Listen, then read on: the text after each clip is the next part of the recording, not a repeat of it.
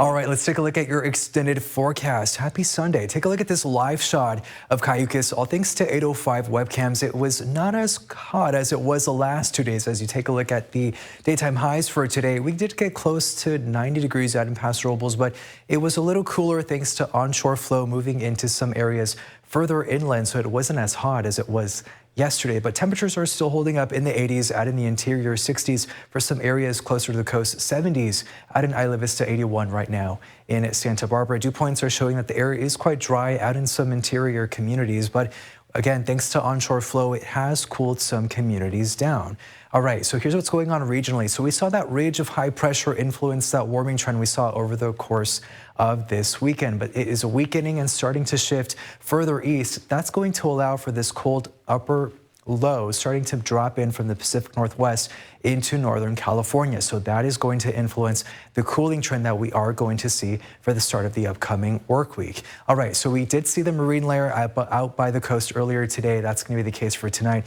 But for Monday, we are going to see quite a dense marine layer out by the coast. So it's going to be quite cloudy for some communities closer to the coast, but as that upper low starts to drop into Northern California or the northern half of the state, you can see some very slight precipitation reaching into areas like Cambria right around 11 a.m. tomorrow.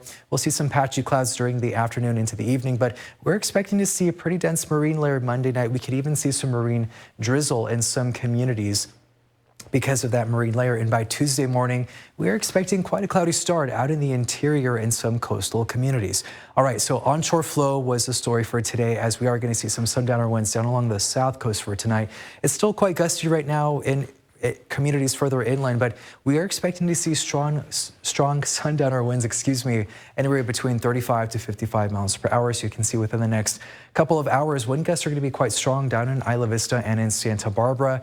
It will continue to be quite gusty out there later on tonight, but by Monday, it's going to be quite a breezy start for Lompoc, right around 8 a.m., 20 mile per hour wind gusts, and we are expecting to see widespread onshore flow for many areas across the Central Coast, but it's still expected to be quite gusty for areas down along the South Coast near Isla Vista and in Santa Barbara. Wind advisory for the South Coast ends 10 a.m. on Monday. Again, we're going to see sundowner winds or wind gusts between 35 to 55 miles per hour. That gale warning ends at 3 a.m. on Monday. Daytime highs for tomorrow are going to be quite cool, again, as that cold low pressure system starts to move in from the Pacific Northwest into Northern California, and we're going to see onshore flow, so that is going to cool many communities down for Monday. Daytime highs, mainly in the interior, are going to be reaching the 70s, 60s out in some areas in the 5 cities, and low 70s out in Solvang, 69, in Santina, 70 in Goleta. Here's a look at your 7-day forecast. So that cooling trend still continuing.